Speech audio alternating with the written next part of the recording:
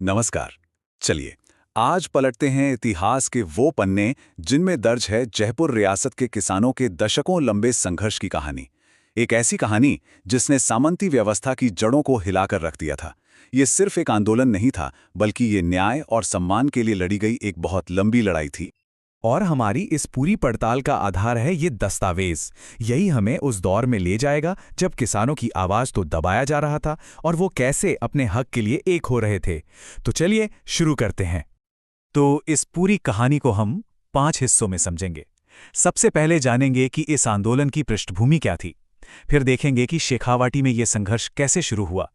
इसके बाद बात करेंगे आंदोलन के विस्तार की, सीकर के उस निर्णायक मोड़ की, और आखिर में देखेंगे कि इस पूरे संघर्ष का नतीजा क्या निकला। तो सवाल ये है कि ये सब शुरू कहाँ से हुआ।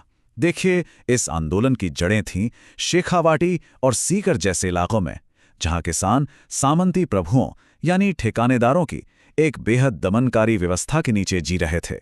उन पर ना सिर्फ भारी टैक्स थे, बल्कि तरह तरह के शुल्क भी लगाए जाते थे। तो ये ठेकेदार थे कौन? सीधे शब्दों में कहें तो ये वो सामंती जमींदार थे जिन्हें जमीनें मिली हुई थीं और वो किसानों से मनमाने ढंग से लगान वसूलते थे। मतलब यही वो पावर स्ट्रक्चर था जिसके खिलाफ किसानों ने आवाज उठाने की ठानी। जरा सोचिए, रातों रात किसी पर लगान का बोझ लगभग 2 गुना कर दिया जाए तो क्या होगा। 1922 में सीकर ठिकाने ने ठीक यही किया। भू राजस्व में सीधे सीधे 25 से 50% तक की जबरदस्त बढ़ोतरी कर दी। बस यही वो चिंगारी थी जिसने संगठित विरोध की आग को हवा दे दी। और यहीं से आंदोलन का पहला दौर शुरू होता है, शेखावाटी का संघर्ष। ये वो वक्त था जब किसानों ने पहली बार एकजुट होकर इस ज्यादती के खिलाफ बोलना शुरू किया था। अच्छा, इस टाइमलाइन से हमें पूरी तस्वीर साफ हो जाती है। 1922 में रामनारायण चौधरी के नेतृत्व में आंदोलन की शुरुआत हुई। 1925 में किसानों को एकजुट करने के लिए बगड़ में जाट सभा हुई और 1931 आते आते राजस्थान जाट क्षेत्रीय महासभा की स्थापना के साथ ये आंदोलन और भी ज्यादा संगठित हो गया।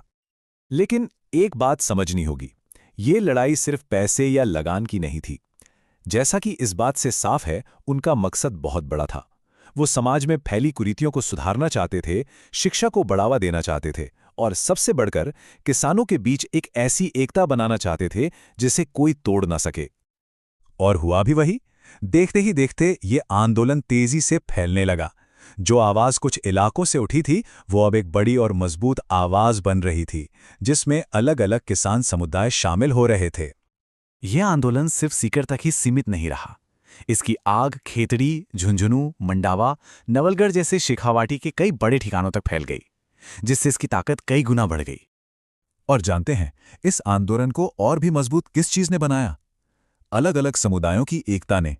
जाट, माली, चमार और दूसरी किसान जातियों ने अपने सारे मतभेद भुला दिए और एक साथ एक आवाज में न्याय की मांग की।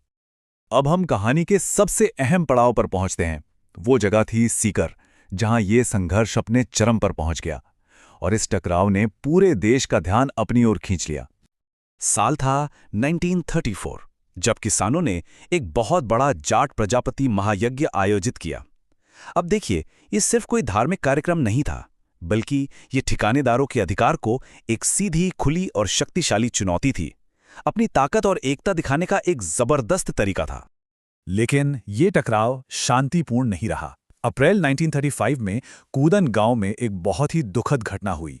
वहां प्रदर्शन कर रहे निहत्थे किसानों पर पुलिस ने गोलियां चला दीं। ये इस संघर्ष के इतिहास का एक काला दिन था। इस क्रूर कार्रवाई का पैमाना वाकई चौंकाने वाला था। कूदन की उस घटना के बाद 175 जाट किसानों को गिरफ्तार कर लिया गया।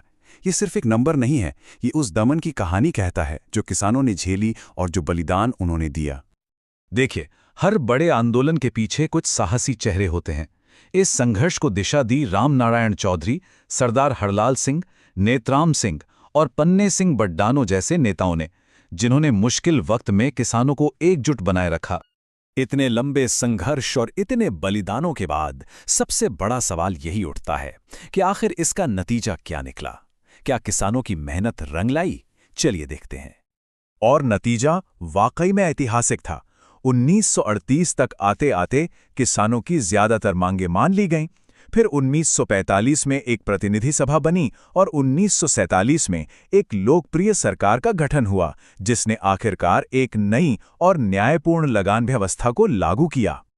तो इस सब का निचोड़ ये है कि ये आंदोलन सिर्फ एक विरोध प्रदर्शन बनकर नहीं रह गया। इसने उस सामंती व्यवस्था को सफलतापूर्वक चुनौती दी जो सदियों से चली आ रही थी और जयपुर में लोकतांत्रिक सुधारों के लिए दरवाजे खोल दिए। और ये कहानी आज हमें एक बहुत ज़रूरी सवाल पर लाकर छोड़ देती है कि जयपुर किसान आंदोलन जैसे ऐतिहासिक संघर्ष हमें आज के समय में सामूहिक कार्रवाई की शक्ति, यानी मिलकर आवाज़ उठाने की ताकत के बारे में क्या सिखा सकते हैं। इस पर सोचिएगा ज़रूर।